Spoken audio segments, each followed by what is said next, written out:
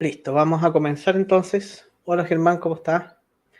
Eh, la idea de hoy es profundizar un poco de lo que vimos en el último webinar. Les recuerdo, el último webinar fue la integración de gestión de riesgo, compliance y auditoría.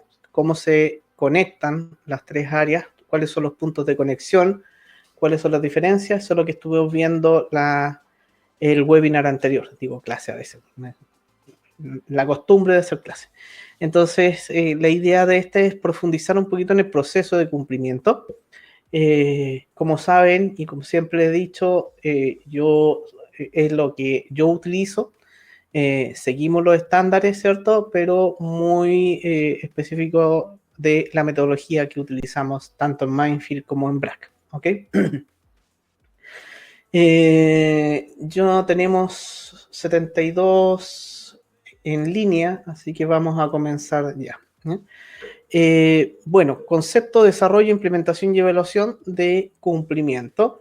Y vamos a partir por algo que ya hemos visto para introducir, ¿cierto? Que es el proceso de compliance y las razones de por qué lo necesitamos. Y aquí es donde nosotros estamos rodeados, ¿cierto? De mucha información, de mucha normativa legal, normativa externa. Y es así como tenemos la ley de responsabilidad penal de la persona jurídica, ya sea en Chile, en Perú, en Argentina, próximamente en Colombia, ¿cierto? Con la responsabilidad penal ahí está presente, la tenemos que tener en cuenta, sobre todo si tenemos operaciones en otros países. Tenemos que considerar también normativa FCPA, si es que tenemos alguna relación con Estados Unidos, UK Bribery Act, si es que tenemos relaciones con en el Reino Unido. Además, tenemos todos los códigos penales nacionales, dependiendo de la jurisdicción donde estemos presentes, de qué país estamos.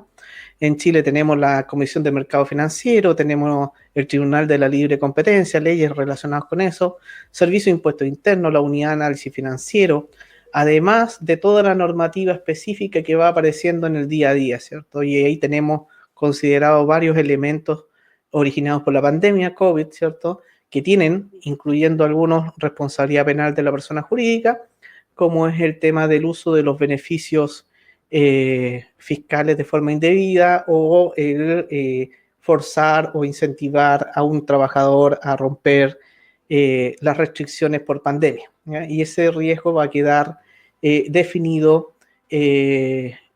para siempre. O sea, no es que el primero, que es el de los beneficios fiscales, es temporal, ¿cierto? El riesgo va a ser temporal porque está asociado específicamente a los beneficios fiscales que otorga el gobierno. En el caso de la ley, el decreto que está relacionado con el romper las cuarentenas o restricciones por pandemia, va a ser aplicable cada vez que el Estado decrete excepciones por pandemia. Por lo tanto, ese sí lo deberíamos tener considerado como permanente. Uh-huh.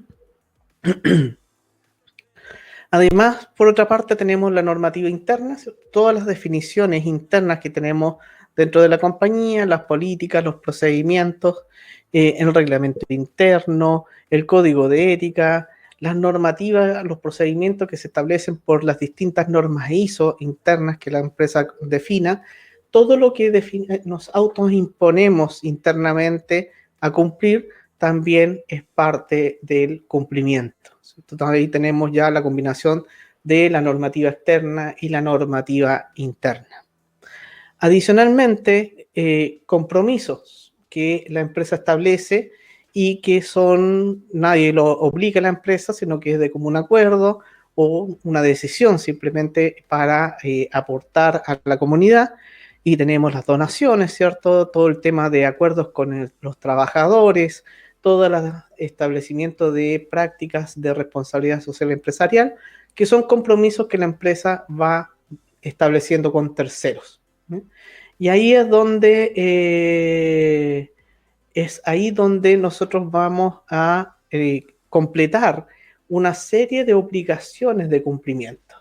Todo lo que se establece como punto de partida para nuestra gestión de compliance.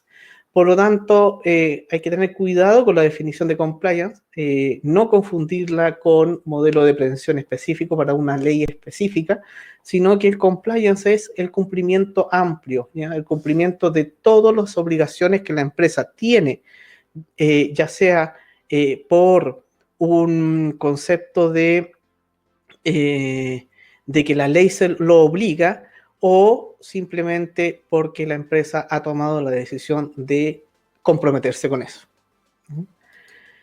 Todas estas obligaciones, ya sean que vengan de fuente interna o de fuente externa, habíamos comentado anteriormente que le llamábamos obligaciones de cumplimiento.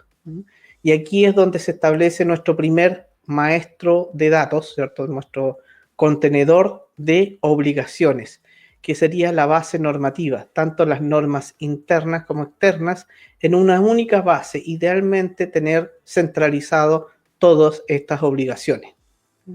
Esto nos permite estructurar cuáles son las conductas esperadas, cuáles son las conductas no esperadas, y qué es lo que debemos hacer para asegurar que todo el personal de la compañía y terceros que actúan en nuestra representación o actúan en las distintas actividades establezcan un adecuado nivel de cumplimiento. Entonces, lo que estamos haciendo es centralizar en un sistema de compliance todas nuestras obligaciones. Estas obligaciones las vamos a traducir a la conducta sancionada. ¿Qué es lo que podría existir como sanción? ¿Qué es lo que se estaría sancionando en caso de que no apliquemos o no cumplamos con estas obligaciones? Y aquí lo que tendríamos que apuntar, por ejemplo, en la legislación me establece A, que debo hacer, y la conducta sancionada la podría identificar también como aquello que no hice de acuerdo a la legislación. Y lo mismo pasaría desde el punto de vista del cumplimiento interno. No, Omar, por favor, vayan interrumpiéndome nomás, ya sea por el chat, y yo voy respondiendo, no hay ningún problema, para que no se queden en el tintero las preguntas y queden en el mismo orden. Así que denle nomás si tienen preguntas, por favor. Estos riesgos de cumplimiento, entonces, se van traduciendo en conductas sancionadas que le vamos a llamar los riesgos de cumplimiento. Estos riesgos de cumplimiento deberían entrar a una misma base de riesgo operacional. Recuerden que si vamos, por ejemplo, a COSO-RM, tiene 4 alcances. Disculpen una consulta, que Lorena ahí hace una pregunta, si no hay presentación. ¿Todos están viendo la presentación? Algo, supongo que quizás Lorena tiene algún problema, o los demás lo ven. Simplemente para confirmar de que no es un problema generalizado.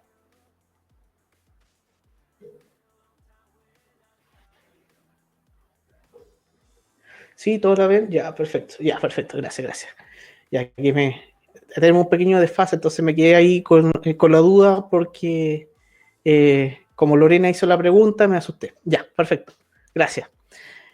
Entonces, todas estas obligaciones uno las traduce finalmente a riesgo de cumplimiento y las integramos en esta base de riesgo. Y como les digo, en COSO-RM tenemos la separación. En COSO-RM siempre habla de riesgo estratégico, riesgo operacional, riesgo financiero y riesgo de cumplimiento.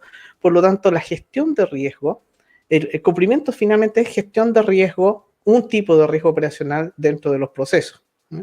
Y esto debería estar integrado al sistema de gestión de riesgo es un problema ¿cómo se llama? De integrarlo a el sistema normal de gestión de riesgo de la compañía. Estos riesgos, por lo tanto, se van a manejar como cualquier otro riesgo operacional. Por un lado, vamos a identificar los riesgos. Por otro lado, vamos a determinar cuáles son los comportamientos esperados, ¿cierto? Y vamos a establecer los controles que se necesitan. Vamos a asociar estos riesgos, o debemos asociar estos riesgos de incumplimiento, y los vamos a asociar a los procesos. Y los procesos nos van a permitir identificar los responsables, tanto del riesgo como de los controles, y vamos a poder aplicar, deberíamos aplicar la misma fórmula que aplicamos para cualquier otro tipo de riesgo. Paulina me pregunta por riesgo reputacional. Ya, aquí voy a hacer conceptos míos, por favor, Paulina. Yo sé que yo trato de simplificar al máximo el trabajo. Para mí, el riesgo reputacional, no hablo mucho de un riesgo específico reputacional, sino que para mí el daño reputacional es una consecuencia de múltiples tipos de daño, de múltiples tipos de riesgo. Por ejemplo, si yo incumplo con la normativa, con la ley, yo puedo tener varios tipos de daño. Voy a tener un daño financiero, voy a tener un daño de imagen, reputacional, puedo tener una sanción que me va a generar una interrupción operacional. Tengo múltiples efectos. Para mí, daño reputacional está a nivel estratégico, no a nivel operacional. Yo voy a poder cuantificar el daño, qué tan expuesta está la reputación de la compañía por la acumulación de múltiples riesgos operacionales. Entonces, voy acumulando todos los riesgos operacionales que están al interior de la empresa y con eso yo llego y digo arriba cuánto es la exposición de la imagen de la compañía. Ahí Hugo me habla de daño legal. Sí, daño legal nosotros lo identificamos, pero lo identificamos principalmente a la pérdida de permisos para operar, la disolución de la persona jurídica, la interrupción, la clausura temporal de alguna instalación, etcétera. Ahí es donde estamos estableciendo el daño. Entonces, para nosotros, en esta metodología en la que yo le estoy planteando, es importante que puedan separar lo que es un riesgo operacional de la consecuencia que tiene para la organización ese daño. Y nosotros lo que hacemos es separar los distintos riesgos que son estratégicos, los que pueden afectar la sostenibilidad, que están a nivel de estrategia, de los riesgos operacionales, aquellos que están en los procesos. Cuando el riesgo estratégico es interno, que depende de la conducta de la persona, por ejemplo, el riesgo de fraude. Un riesgo de fraude es un riesgo estratégico, porque si tengo un fraude significativo, me va a afectar la sostenibilidad del negocio. Pero para poder determinar qué tan expuesto estoy a ese gran riesgo de fraude, debería ser por la acumulación de todos los riesgos operacionales de fraude. Si me permiten mostrar un solo tema, por favor, díganme si voy a compartir un minuto mi pantalla. Espero que se vea bien. Se ve como múltiples pantallas, pero déjenme entrar aquí. Les voy a mostrar un ejemplo de cómo se vería la evaluación. Si yo entro a una empresa ejemplo, déjenme un minuto, empresa ejemplo, Mindfield, cancelar, Mindfield, entrar, y me voy a un riesgo estratégico, voy a ver riesgo de fraude, sí, evaluación del riesgo de fraude, y yo veo que me dice que mi nivel de exposición es naranja, o sea, un riesgo alto, nivel 12, yo explico el riesgo estratégico de fraude por la acumulación de todos los riesgos operacionales de fraude, independiente del proceso donde está. Entonces, lo mismo pasa arriba. Entonces, sobre esto, sobre fraude, cumplimiento normativo, porque tengo fraude, incumplimiento normativo, continuidad operacional, estos dos podrían tener consecuencias de reputacional. Entonces, si yo quiero medir cuánto es el nivel de exposición reputacional, va a ser por la acumulación de los riesgos de fraude, incumplimiento normativo y todos aquellos riesgos que tienen un efecto reputacional. A su vez, el fraude, yo lo abro y veo todos los riesgos operacionales de fraude. Pago duplicado, pago por servicio no prestado, pago de soborno, pago a través de asesoría, etcétera, independiente en qué proceso está. Y la acumulación de estos riesgos operacionales tiene un efecto sobre el riesgo estratégico de fraude y el riesgo estratégico de fraude sobre la reputación. ¿Ok? Eso es más o menos cómo se estaría acumulando. Entonces, para nosotros, el riesgo reputacional es la acumulación de muchos riesgos que tienen efecto reputacional. ¿Ya? Voy a volver a la presentación y voy a comenzar con lo que... Aquí quedamos. No sé si contesté la pregunta, Paulina, por favor, para que me indique si es que quedó claro. Entonces, en los riesgos de cumplimiento, yo voy a ir al detalle. Voy a decir, por ejemplo, para poder transportar productos peligrosos en la compañía, yo tengo que tener un servicio de transporte que cumpla ciertas condiciones y con los permisos legales. Entonces, la ley me dice que para poder transportar productos peligrosos, tengo que tener un transporte que cumple con ciertas condiciones. ¿Ok? ¿Cuál sería la conducta sancionada? La conducta sancionada es que la empresa esté realizando transporte de productos peligrosos sin cumplir con las condiciones de los vehículos para transportarlo. Esa conducta sancionada pasaría a ser nuestro evento de riesgo en el sistema de gestión de riesgo. Cuando yo evalúo ese sistema de gestión, cuando yo lo identifico, ¿dónde está eso? Que puede ser en el área de gestión de residuos, la gestión medioambiental, puede estar puede estar en logística, no sé, donde pueda estar este riesgo, depende de quién se haga cargo del riesgo, yo voy a tener establecido ese riesgo de incumplimiento, no cumplir con las condiciones de transporte necesarias para productos peligrosos. Y voy a tener que determinar cuáles deberían ser las actividades de control necesarias para mitigar ese riesgo. Y los controles directivos, que ya también lo hemos hablado en otros webinars. Controles directivos, los protocolos, las políticas, los manuales, los instructivos, cosas que dirigen la conducta, donde dice cuál es el protocolo de tratamiento, etcétera, etcétera. Y en esos documentos contienen las actividades de control, aquellas que previenen que se genere la conducta no deseada y aquellos que detectan si es que hicimos una transacción, una operación no deseada. En este caso, el control preventivo sería el registro de todos los transportes, todos los proveedores de transporte que se utilizan para residuos peligrosos. La verificación de las placas patente de todos los vehículos y asociados al certificado del transportista. Y eso serían nuestros controles, el contrato con el proveedor, donde establece que ellos son responsables de mantener al día todos los certificados, que nos entreguen copias de esos certificados y llevar un registro de la vigencia. Ahí tengo todos mis controles preventivos.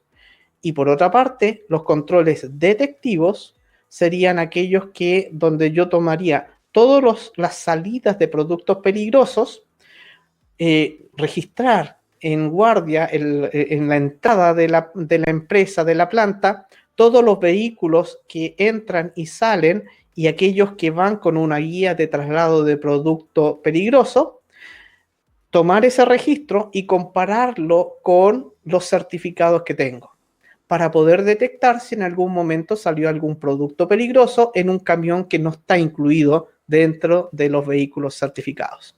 Entonces, ahí voy a tener políticas, procedimientos, que son mis directivos, controles preventivos para que no vaya a ocurrir la conducta no deseada, pero si a pesar de eso sucede, tengo que tener controles que detecten que esta operación, la operación que incumplió la normativa para tomar las medidas oportunas. Eso es lo que buscamos al integrar todas las obligaciones de cumplimiento en la gestión de riesgo de la empresa. De nuevo, la gestión de riesgo es no debería existir una gestión de riesgo de cumplimiento separada de la gestión de riesgo de la empresa. Debería estar todo ingresado.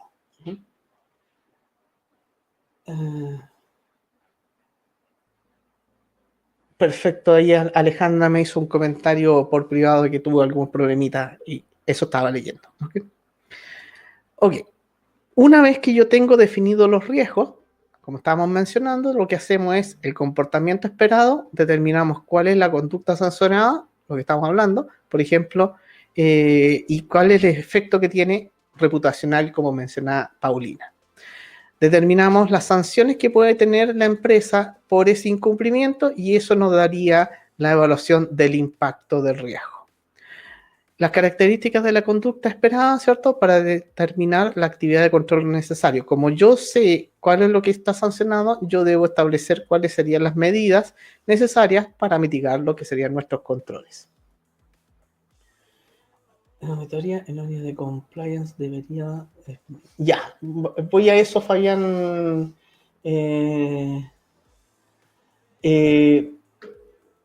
A ver, buena pregunta. A ver, ¿qué es lo que busco yo en el caso del compliance officer? ¿O cuál es mi concepto del compliance officer? Yo debería tener, desde el punto de vista de la empresa, de que esa persona no tenga conflicto de interés con lo que debe supervisar. Entonces, el área de compliance debería estar al nivel suficiente para que nadie, ni su superior, ni el personal de compliance, tome decisiones que pueden estar expuestas a riesgos de compliance. O sea, para que no se tenga que revisar a sí mismo. Por ejemplo, cuando compliance está en el área legal y el área legal contrata abogados, dirige juicios, resuelve temas, se podría haber expuesto a un conflicto porque son conductas que podrían estar expuestas a los mismos riesgos que compliance debe estar mirando. Al igual que en el webinar anterior, yo sé que la realidad de la empresa no nos permite tener 100 gerentes, ¿cierto? Y muchas veces tenemos que jugar con los recursos que tenemos.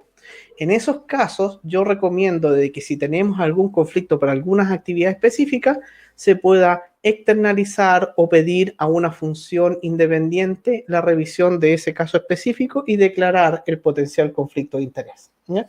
Pero idealmente debería ser lo más autónomo posible compliance para no tener ese conflicto.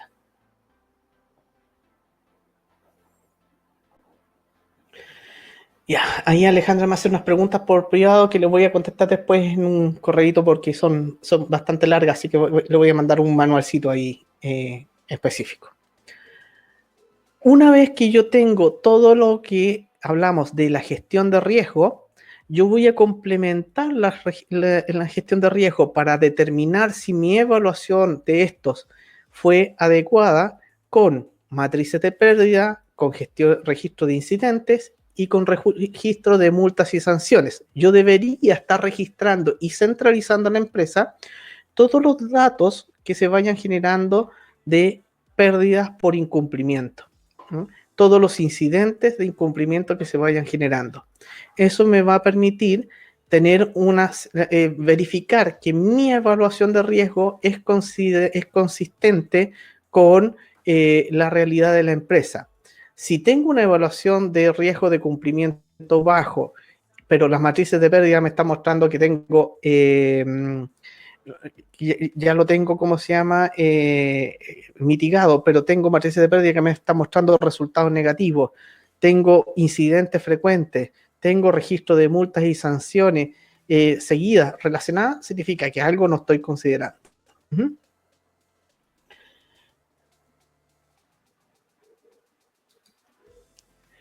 Parece que Lorena ya resolvió su problema.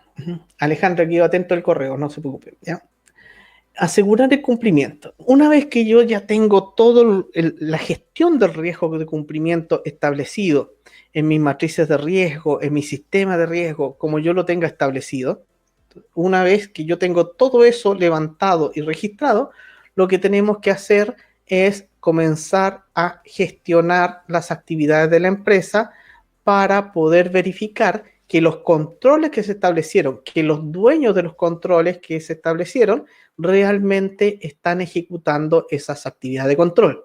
Y aquí es el trabajo pesado, ¿cierto? El trabajo que hay que estar ejecutando. Entonces, ¿qué es lo que necesitamos definir? cuáles son las actividades requeridas para asegurar el cumplimiento. Una actividad de control implica una acción por parte de alguien, ¿cierto? Yo tengo una acción que debe ejecutar esa persona. Esta acción debe dejar evidencia de esa ejecución, porque sobre todo con lo que se nos viene con la legislación futura, ¿cierto? De cambio en el modelo de Código Penal para delito económico. Si se materializa la nueva legislación que nos va a incrementar significativamente los tipos de delitos, que vamos a ir a un catálogo abierto de delitos con responsabilidad penal, si yo quiero ir a un modelo de compliance grande, ¿cierto?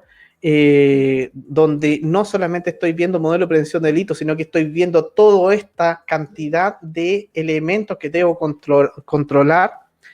Como lo habíamos dicho, o sea, tengo clientes donde hacen solamente una evaluación de la normativa que le aplica al core del negocio, o sea, los propios negocios, identifican alrededor de 1.500, 1.400 obligaciones de cumplimiento legal. Si le agregamos todas las internas, es bastante pesado.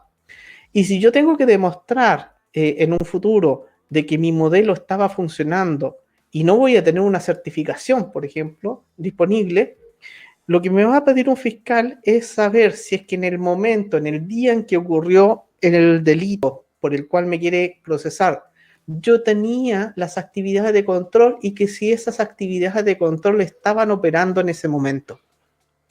Por lo tanto, el mantener evidencia y mantener evidencia que sea suficiente para demostrar que yo estaba ejecutando un adecuado nivel de control se vuelve crítico.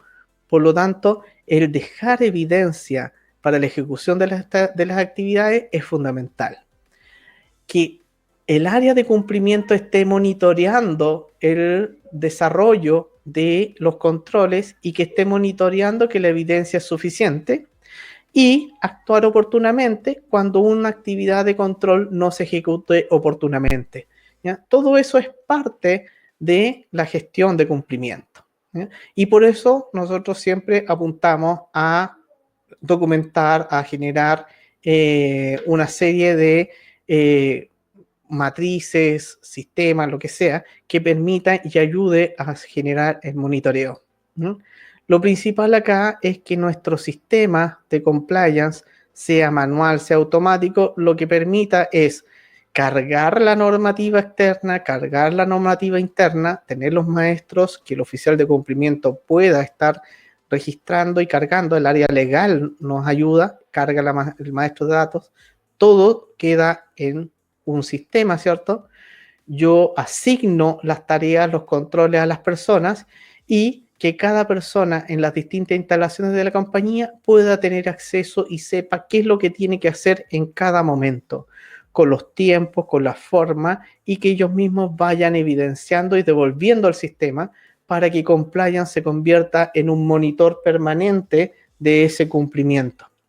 La idea es que compliance esté permanentemente monitoreando y que puede informar de forma oportuna a la gerencia y a la dirección para que se tomen las medidas cuando algo no se esté cumpliendo. Eso es más o menos en términos generales la introducción, ¿cierto? Todo lo que tenemos que considerar en nuestra gestión de cumplimiento. Y esto requiere un proceso de implementación detallado. Cada uno de los pasos necesita actividades específicas, divididos principalmente en 5 etapas. Primero, la planificación, ¿cierto? Lo que tengo que definir cuáles son los objetivos del cumplimiento que yo voy a definir, ¿cierto? ¿Qué es lo que voy a considerar dentro de mi modelo de compliance? Voy a considerarlo todo, voy a hacer partir por un elemento, voy a hacer una planificación para saber con cuáles obligaciones de cumplimiento voy a iniciar, cuáles voy a postergar, voy a hacer un plan de entrada de nuevas normativas, etcétera. Tengo que definir los objetivos. Tengo que determinar los riesgos y para eso también necesito tener ya en gestión de riesgo la determinación de el apetito y la tolerancia al riesgo.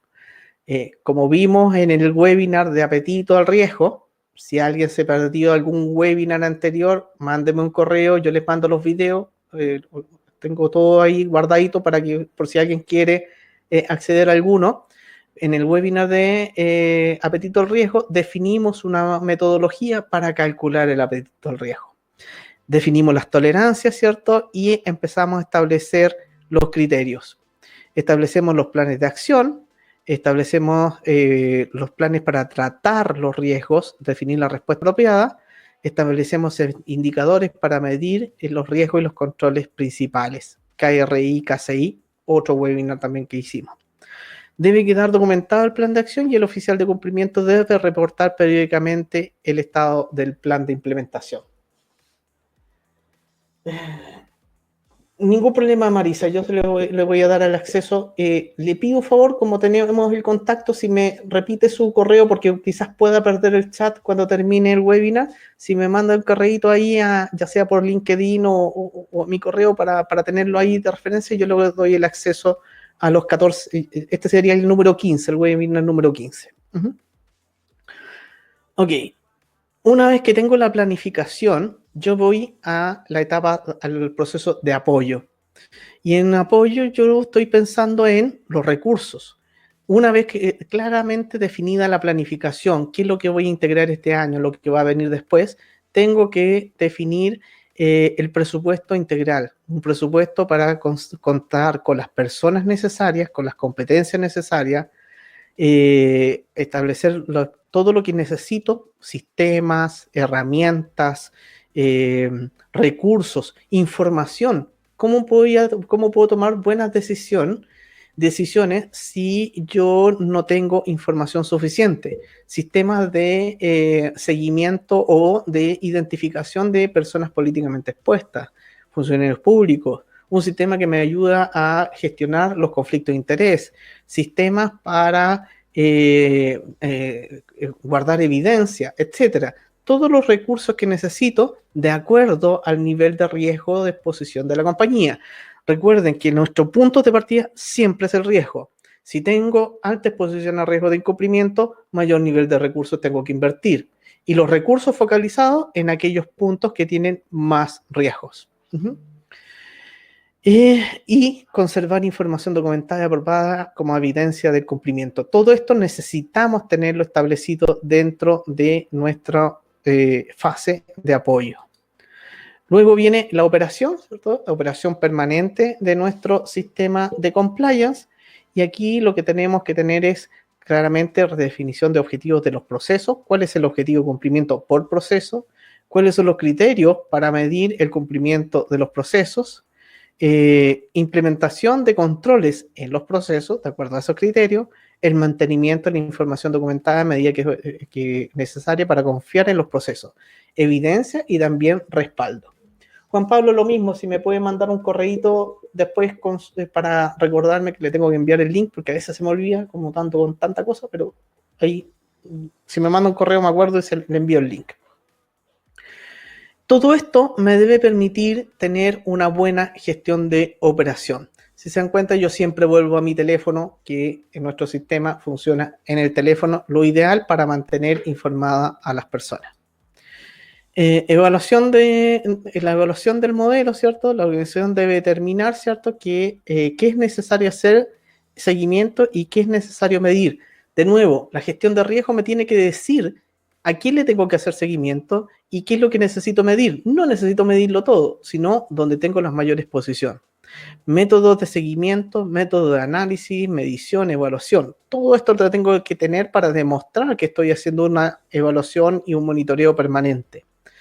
¿Cuándo hacer el seguimiento? Fundamental. Por ejemplo, una persona tiene que ejecutar una actividad todos los días a las 12 a.m. Si no, tengo una sanción. Estoy pensando en una entidad financiera que tiene que reportar al DCB, que tiene que reportar a la CMF. A las 12 tengo que informar las cuotas, etcétera, lo que sea.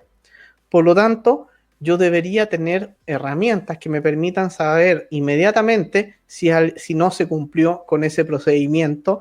A las 12, un minuto, yo debería saber si es que lo informamos. Eso es lo que estamos buscando con los métodos de seguimiento. Finalmente, mejora continua, ¿cierto? Cuando ocurre una no conformidad, ¿qué es lo que hacemos? Siempre lo que menciono, el After Action Review. Sucedió un evento, como por qué sucedió, qué falló, qué es lo que no se consideró, qué acciones tomamos, en qué nos equivocamos, qué puedo aprender para la próxima situación y para evitar que se vuelva a repetir, ¿no? Reaccionar ante la no conformidad y según las normas que hemos establecido. De nuevo, siempre se los menciono y en otras partes también se lo he planteado. Si yo voy a definir una acción en algún documento, en un estándar, en el código de conducta y defino una sanción, tengo que estar consciente de que tengo que aplicar esa sanción a todo el personal, independiente del nivel y de experiencia que tenga esa persona.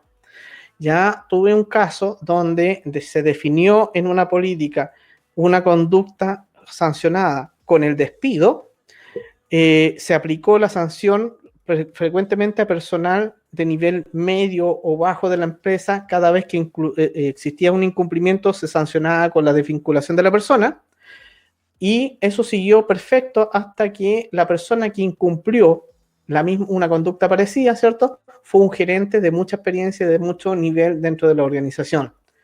Y empezamos a decir, bueno, pero es que esto tiene que aplicar para todos. Tengo que tener cuidado con lo que defino. Si no defino correctamente un protocolo y no estoy seguro de que lo voy a poder aplicar en todos los casos, independiente a quien afecte, eso genera un problema, un debilitamiento de nuestro sistema de compliance. Tengo que definir las cosas que realmente voy a poder aplicar de forma consistente. Tengo que revisar la eficacia de las acciones correctivas tomadas y, si es necesario, hacer cambios al sistema de compliance cuando se requiera. Entonces, tenemos toda la primera parte, que es entender cuál es el volumen de cumplimiento, convertir eso a riesgo. Después, los 5 pasos para implementar nuestro sistema de hacer funcionar nuestro sistema de compliance. Y aquí hay una pequeña guía que nosotros hemos seguido, que no necesariamente aplica a todas las empresas, pero puede servir, ¿cierto? Con las distintas fases de las actividades requeridas. Implementación del sistema. Se crea un equipo de proyecto para implementar. Alguien tiene que desarrollar el modelo conceptual, el manual, el procedimiento, la política, etcétera. Me hacen una pregunta y me la hace por privado. Déjenme leer, disculpen que me interrumpa un minuto porque voy a leer. Si en alguna organización existe gerencia de auditoría y compliance, ¿se puede llevar de esa manera o es preferible que estén separadas? Teniendo en cuenta, ya. Luis Alfredo, para responder a su pregunta, yo creo que la respondí en el webinar justo anterior, en la integración de auditoría, riesgo y cumplimiento.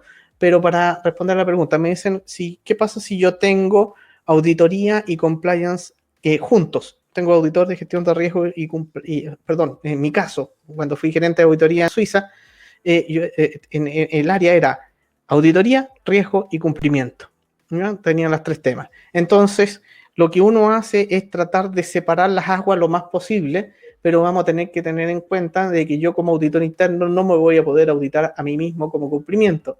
Y como encargado de cumplimiento no voy a poder verificar el cumplimiento de la función de auditoría interna. En esos casos, lo que hacemos es tercerizar revisiones o hacer QA externos sobre las áreas específicas para no tener un conflicto de interés. Se puede tenemos que convivir con esa situación, y como convivimos con esa situación, tenemos que tratar de buscar el mejor método para no tener conflicto de interés. Compliance es óptimo que sea un área segunda línea o puede estar... mira, normalmente es segunda línea, Juan Pablo.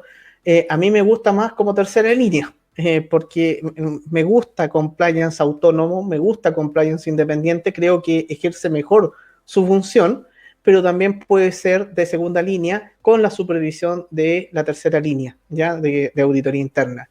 De nuevo, hay que convivir con la realidad de nuestras empresas. Lo que tenemos que tener en cuenta es evitar conflictos de interés, de ser lo más preciso posible, de determinar cuáles son los puntos de borde, y si necesitamos tercerizar algo, lo tercerizamos para no comprometer nuestra independencia y objetividad. Nicole, ¿quieres saber cuál es la mejor forma de realizar el levantamiento de la normativa de cada una de las áreas de la compañía? Nicole, la mejor forma para levantar este tema, no hay una. A ver, ¿qué es lo que hacemos normalmente? El área legal tiene que identificar toda la normativa legal vigente, ¿ya? O sea, ver toda la normativa que aplica por la industria y el negocio que tenemos. Una vez que tengo la normativa cargada, yo tengo que determinar quién es el responsable de las distintas conductas sancionadas, quién es el que debe velar por esas conductas sancionadas. Y ahí lo linkeamos al proceso. Piensen en una matriz de doble entrada, una planilla Excel, donde las filas tienen todo el mapa de proceso y en las columnas tienen todas las normativas o los artículos aplicables. Y lo que deberían tener en cada conexión, ¿cierto? Subproceso, conducta sancionada, una X. Significa que en ese punto se puede dar la conducta sancionada. Por lo tanto, el dueño de ese proceso se transforma en el responsable. Entonces, el primer punto que estamos viendo acá, que es la parte de la implementación, el desarrollo de política, ¿ya? Después, identificación de riesgos de compliance, levanta legal la normativa, la cruzamos con los procesos. Tomamos la ISO 19.000, la ISO 9.000, la ISO 14.000, vemos cuáles son las conductas y quiénes son los responsables de los distintos procesos. Y ahí vamos juntando, linkeando la conducta sancionada contra el riesgo, contra el proceso. Y vamos asociando cada uno de los puntos a los responsables finales. Hugo dice, ¿es razonable que una instancia de tercera línea supervise a otra de la misma categoría? Ejemplo, auditoría y compliance. Lo he visto, no sé si, es que depende mucho de la operación. Hugo, en esto tenemos que convivir con muchas situaciones que no son las ideales.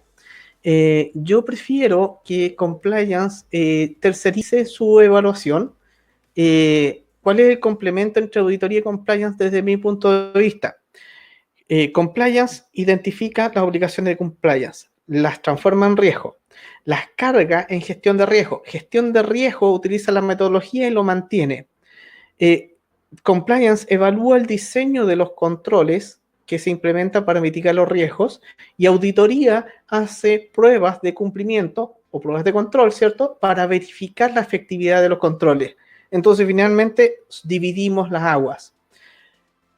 Compliance se identifica, gestión de riesgo mantiene el sistema y me da la metodología, y auditoría verifica de forma independiente que los controles están operando como fueron definidos. Diseño, operación y verificación independiente. Eso sería lo ideal. Ahora, de nuevo, en la realidad muchas veces todos se pierden esos límites y tenemos que convivir con lo que tenemos. Tenemos que buscar la mejor forma de acuerdo a los recursos que tenemos. ¿Ok? Evaluación de riesgo de cumplimiento en la implementación. Después, en la planificación, evaluamos los niveles iniciales de riesgo y definimos nuestro plan de implementación.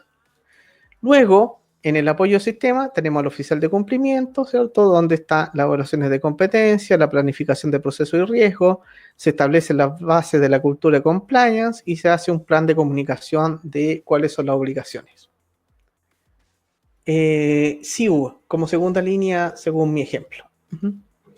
La operación del sistema intervienen el oficial de cumplimiento, la gerencia legal, el oficial de cumplimiento nuevamente con estas actividades. Los dueños de proceso respaldan la aplicación de los controles. El oficial de cumplimiento realiza supervisión y auditoría de los controles, entre comillas auditoría, una auditoría de segunda línea, una revisión más que una auditoría, y reportes de cumplimiento periódicos con indicadores. Seguimiento del sistema. Compliance hace evaluaciones permanentes del modelo. Todo el personal de la compañía puede generar reclamos, denuncias, responder a encuestas. Los dueños del proceso miden los distintos indicadores de cumplimiento. Auditoría interna realiza auditorías al sistema de cumplimiento. El oficial de cumplimiento clasifica la información y genera reportes del sistema de cumplimiento, y auditoría interna genera reportes de la auditoría al sistema. Y finalmente, mejora continua genera la actualización del sistema en base a las recomendaciones de auditoría y la dirección toma también acciones correctivas en base a los reportes del oficial de cumplimiento. Ese es un ejemplo de una secuencia de actividades para implementar. ¿Bien? Finalmente, ¿cómo se evalúa el programa de cumplimiento? ¿Cómo deberíamos seguir? Hacer una evaluación. Y a mí me gusta mucho lo que define, nuevamente, siempre lo repito, la guía para los fiscales del Departamento de Justicia de Estados Unidos, que define que lo primero que tengo que determinar es que el programa esté bien diseñado. Una vez que tenemos todo esto, deberíamos tener periódicamente revisiones para asegurar que nuestro diseño está correcto. Y para decir que el diseño del programa está de cumplimiento, está correcto, debería hacer evaluaciones de riesgo periódicas o permanentes o continuas, idealmente. Lo ideal es tener evaluación de riesgo de cumplimiento continua. Una buena definición de políticas y procedimientos relacionados con los riesgos de cumplimiento, incluyendo todas las definiciones y necesarias que cubran todas las partes de cumplimiento de acuerdo al alcance establecido, capacitaciones y comunicación permanente dentro de la compañía, una estructura de reporte confidencial, denuncia, ¿cierto? Y procesos de investigación formales con resultados informados de forma permanente y aplicados de forma consistente. La gestión de terceros, cómo se relaciona, cómo los terceros que interactúan con la empresa siguen la normativa de cumplimiento de la organización, y en el caso de fusiones y adquisiciones, tener claro con quién me estoy fusionando, qué es lo que estoy adquiriendo y si provienen de fuentes lícitas, y cómo integro a esta nueva empresa, entre comillas, o nuevo grupo, ¿cierto?, que se integre, cómo lo integro rápidamente a la gestión de cumplimiento de la organización. Todo esto para determinar que mi programa está bien diseñado. Fíjense que siempre partimos del riesgo. En todos los elementos, todas las áreas, todos los modelos de compliance siempre parten del riesgo. Implementación del programa. ¿Cómo me aseguro que el programa esté bien implementado? Primero, determinando cuál es el compromiso de la alta y media gerencia. Cómo se involucran, cómo participan, cómo han participado en el modelo, cómo interactúan, cómo responden a requerimientos, cómo establecen los controles y aseguran que operen adecuadamente. Verificamos la autonomía y los recursos que se han aplicado a compliance. ¿Tiene autonomía para operar? ¿No está expuesto a riesgos, a los mismos riesgos que tiene que supervisar? ¿Tiene los recursos necesarios? ¿Y cómo están los incentivos y las medidas disciplinarias al interior de la organización? ¿Cuáles son los incentivos que tienen los ejecutivos? ¿Son incentivos perversos? O sea, incentivos que fomentan conductas no deseadas. ¿Cuáles son las medidas disciplinarias? ¿Son objetivas las medidas disciplinarias? Etcétera, etcétera. Finalmente, operación efectiva. ¿Cómo verifico que mi sistema opera de forma correcta? Tengo mejora continua implementada. Sé cómo hacer mi mejora continua. Las pruebas periódicas y de revisión. Hago pruebas periódicas y revisión de los controles. ¿Están operando de forma adecuada? Esto tiene que estar estructurado y aplicado de forma consistente con evidencia. ¿Cómo se realiza la investigación de las conductas irregulares? ¿Quién las realiza? ¿Es realmente independiente? ¿Se maneja confidencialidad? ¿Se actúa en consecuencia con la conducta establecida? Y finalmente, el análisis y remediación de cualquier mala conducta subyacente. Un buen sistema de compliance no necesariamente es aquel que no ha tenido, una empresa que tiene un buen compliance no necesariamente es aquella que no ha tenido un incumplimiento. Porque puede ser que su modelo es tan malo que no detecta nada, ¿cierto? Y no podríamos medirlo por eso. En realidad, un buen sistema de compliance es aquel que permite prevenir las conductas y detectarlas oportunamente y que me permita responder adecuadamente a esa mala conducta, ¿ya? Entonces, estos tres elementos son los que me van a permitir determinar si mi modelo de compliance funciona o opera de forma correcta. Entonces, con ese camino, desde que partimos desde la identificación de las obligaciones, las convertimos a riesgo, identificamos los controles, establecemos los procedimientos, aplicamos los 5 pasos que establece la norma, en este momento la 19.600, ¿cierto? Y después va a ser la 37.301. Establezco los protocolos para la planificación, para el apoyo, la operación, la implementación y la mejora continua, ¿cierto? Con todo eso yo voy a tener mi modelo de sistema. Pero después tengo que establecer cómo voy a estar evaluando, ya sea que contrate un QA externo, que contrate un certificador o le pida a una área independiente como la tercera línea que vaya revisando el sistema. Y para eso la mejor guía que he visto es la del Departamento de Justicia de Estados Unidos, que es la que le acabo de plantear. Si quieren más detalles de esto, creo que el segundo o el primer webinar que hice fue sobre el Departamento de Justicia. Así que ahí también está un webinar donde está esto en detalle. Bueno, como siempre, trato de resumir al máximo en una hora un poquito más, todos los temas. Yo no sé si tienen alguna duda adicional, si algo no quedó claro, algo no abordé. Estoy ahí atento a sus preguntas. Y de nuevo, para la próxima semana, espero, si es que alcanzo a prepararlo para la próxima semana, si no va a ser la siguiente, cómo vamos a establecer qué webinar vamos a hacer. Ahí puso el link Omar sobre la guía del Departamento de Justicia para los fiscales, ¿cierto? Si alguien necesita una versión en español, nosotros en Mindfield está traducido. Tenemos una versión en español de la de este año, de la que salió ahora hace poquito. La tenemos traducida y marcadas las diferencias con respecto a la del 2019. Sí, Omar, ya recibí tu correo, lo voy a ver ahí terminado el webinar. ¿Ya? Vi que algo de coso.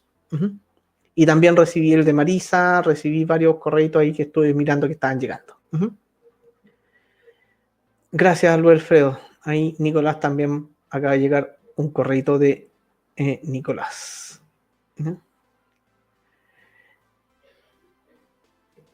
¿Tienes el modelo de compliance integral base para implementar?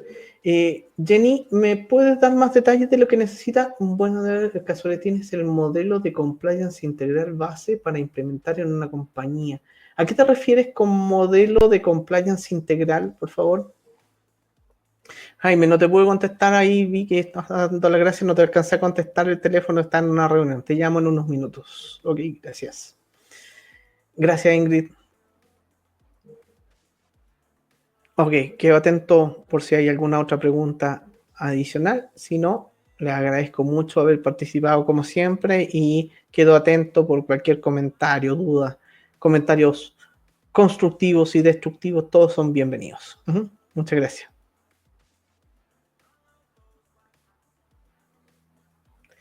Gracias, Marisa, estamos hablando. Hola, Catherine, gracias. Nos vemos. Nos vemos, Fabián. Gracias, Rodrigo. Armin, muchas gracias. Gracias a todos.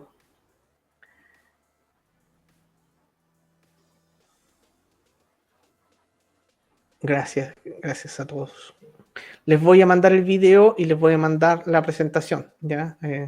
A más tardar el viernes. Gracias a todos. Gracias, Alejandro. Gracias, Lorena. Gracias.